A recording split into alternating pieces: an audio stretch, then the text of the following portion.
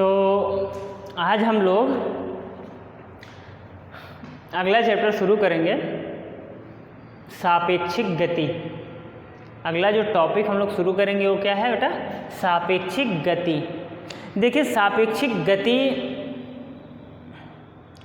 वैसे तो बात किया जाए कि रिलेटिव मोशन जो है ये यूनिवर्सल है।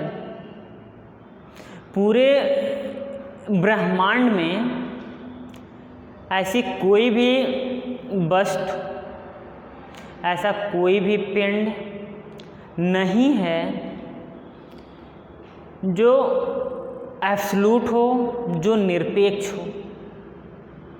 सबके सब गति करते हैं, एक दूसरे के सापेक्ष सभी गति करते हैं, लेकिन हम लोगों को सिर्फ और सिर्फ छोटा सा पोर्शन पढ़ना है, एक रेखीय गति में सापेक्षिक गति, relative motion in one dimension हम लोगों को पढ़ना है। तो खैर बेटा सुने कि सापेक्षिक गति होता क्या है।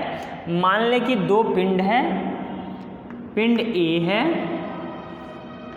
मूव कर रहा है, चले इनिशियली ए से मूव कर रहा है, और कोई पिंड बी है जो कितने वेग से चल रहा है बेटा? v वेग से।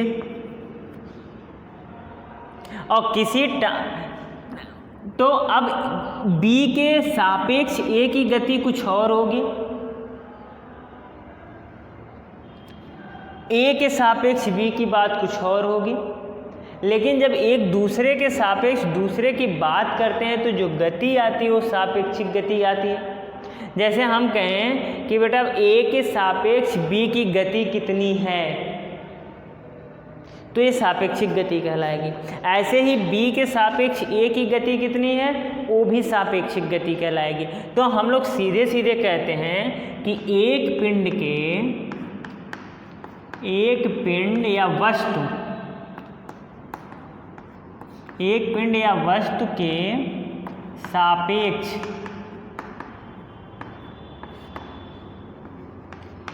दूसरे पिंड की गति, पिंड की गति सापेक्षिक गति कहलाती है। सापेक्षिक गति कहलाती है। क्या कहलाती है बेटा? सापेक्षिक गति कहलाती है। अब देखिए बेटा कि इसके लिए हम लोग क्या निकालेंगे, इसके लिए फॉर्मूला डिराइव किया जाए। तो मान लेते हैं किसी टाइम t = 0 पे इसके द्वारा चली गई दूरी क्या थी? x0 1 कह ले। इसके द्वारा उसी टाइम t = 0 पे जो चली गई विस्थापन या दूरी थी x0 2। अब ये va वेलोसिटी से चलना चालू किया तो समय t में कितना डिस्टेंस ट्रेवल कर लेगा बेटा? va × t।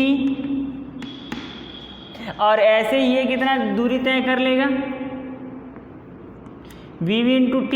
तो कुल विस्थापन इन्होंने कितना तय किया बेटा? इन्होंने तय किया xa कितना तय करेगा? x0 1 + vat। ऐसे xv कितना तय करेगा? a तय करेगा x0 2 + bvt। ठीक है बेटा? तो दोनों पिंडों में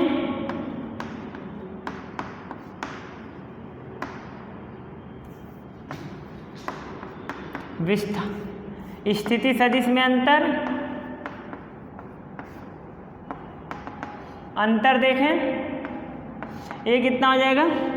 x2 - x1 या xb - xa, डेल्टा x कह लें। अब xa कितना है, xb कितना है? xb आपका बेटा है x0 0 2 + bv × t माइनस, इसको करेंगे x0 1 + vat। इन दोनों को एक साथ लाएं तो x0 2 माइनस x1 और प्लस हो जाएगा, देखो VB minus VA into T. अब इतने को बेटा हम लोग मान लें, लेट अस सपोज x0 या डेल्टा x0 ले लें, चलो डेल्टा x0 ले लें, तो ये कितना आ जाएगा, देखें x minus x0 is equal to VB minus VA into T. अब देखें इसी को यहाँ से निकालेंगे VB माइनस VA, तो ये वाला टाइम क्या हो जाएगा, इधर डिवाइड हो जाएगा, डिवाइड हो जाएगा, तो ये कितना आ जाएगा x0 और डिवाइडेड बाई टी। यही जो होता है समीकरण, चलो हल कर लें, यहाँ ये delta x minus x0 by T को सापेक्षिक वेग